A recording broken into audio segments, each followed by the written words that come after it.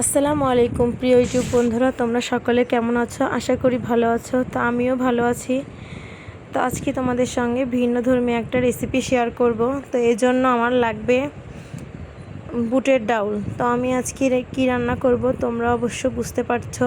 জি, আমি আজকে বুটের ডাউল দিয়ে মুরগির মাংস রান্না করে ভিন্ন স্বাদে মুরগির মাংস আপনাদের সঙ্গে শেয়ার করে দেখাবো। তো এই জন্য বুটের ডাল কিন্তু আমি আগে থেকে ভিজিয়ে রাখবো, কিন্তু আমার মনে ছিল না। তো বুটের ডাল আমি পেঁয়াজ রসুন কিছুটা কাঁচামরিচ দিয়ে এবং লবণ তেল দিয়ে সিদ্ধ করে নেওয়ার জন্য প্রেসার কুকারে দিয়েছি।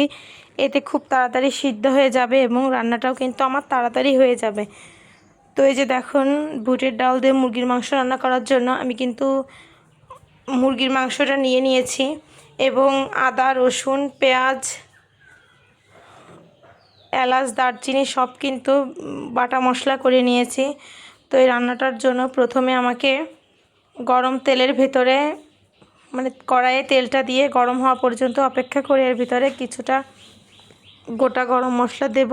এরপরে যে বাটনাগুলো আমি করেছি রান্না করার জন্য সেটা দিয়ে দেব।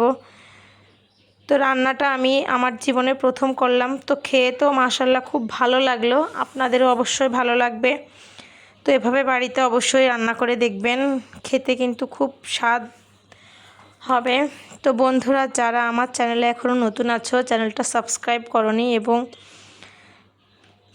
একটা ভিডিওতে একটা লাইক দিতে ভুলে গেছো, তারা একটু অবশ্যই চ্যানেলটা সাবস্ক্রাইব করে আসবা এবং একটা লাইক দিয়ে দিবা। তো বন্ধুরা, বুটের ডাউল দিয়ে মুরগির মাংস রান্না করার জন্য আমি কিন্তু হলুদের গুঁড়া মরিচের গুঁড়া এবং মুরগির মাংসের মশলা এবং সামান্য পরিমাণ মতো লবণ ব্যবহার করব।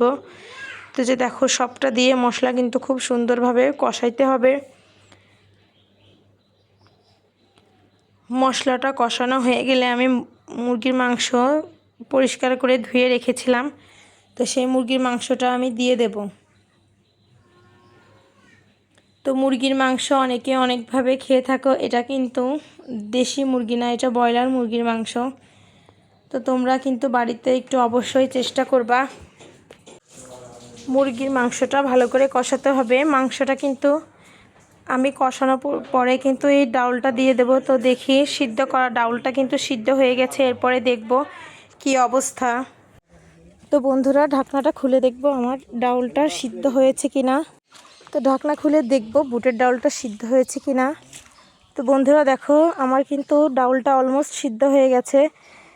তো এরপরে রান্না করতে কিন্তু বেশি একটা সময় লাগবে না, মাংসটা আমি কষিয়ে নিচ্ছি। তো মাংসটা কিন্তু প্রায় ভাজা ভাজা হয়ে গেছে।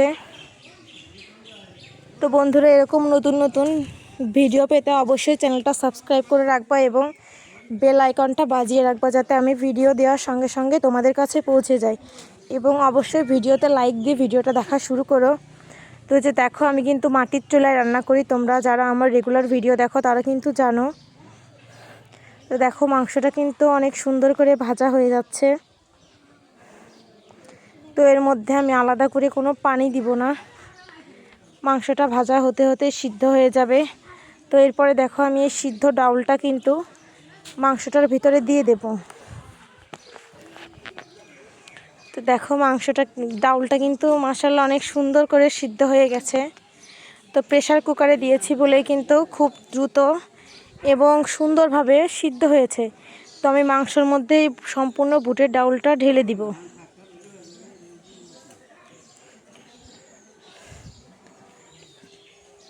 তো বন্ধুরা, এরপরে দেখো সুন্দর করে কিন্তু আমি মিশিয়ে দেব।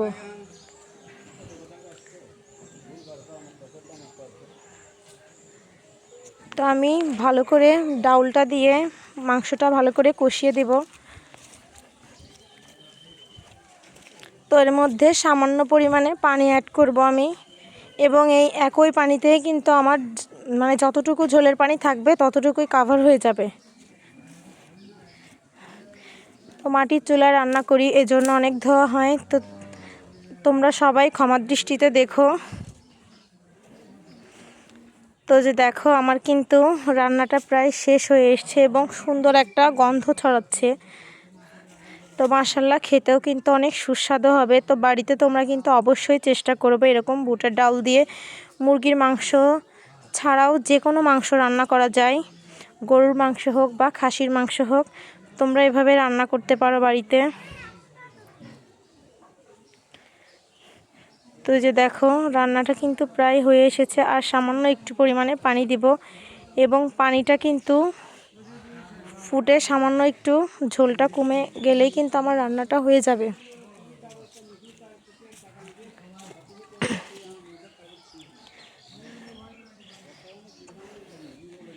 তো বন্ধুরা দেখো আমার রান্নাটা কিন্তু প্রায় হয়ে এসেছে,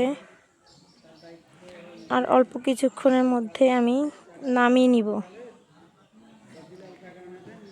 তো বন্ধুরা তোমরা যে যেখানে থাকো সুস্থ থেকো, ভালো থেকো। আমার রান্নাটা প্রায় হয়ে এসেছে, তো তোমাদের কাছ থেকে বিদায় নিচ্ছি। সকলে ভালো থেকো। আল্লাহ হাফেজ।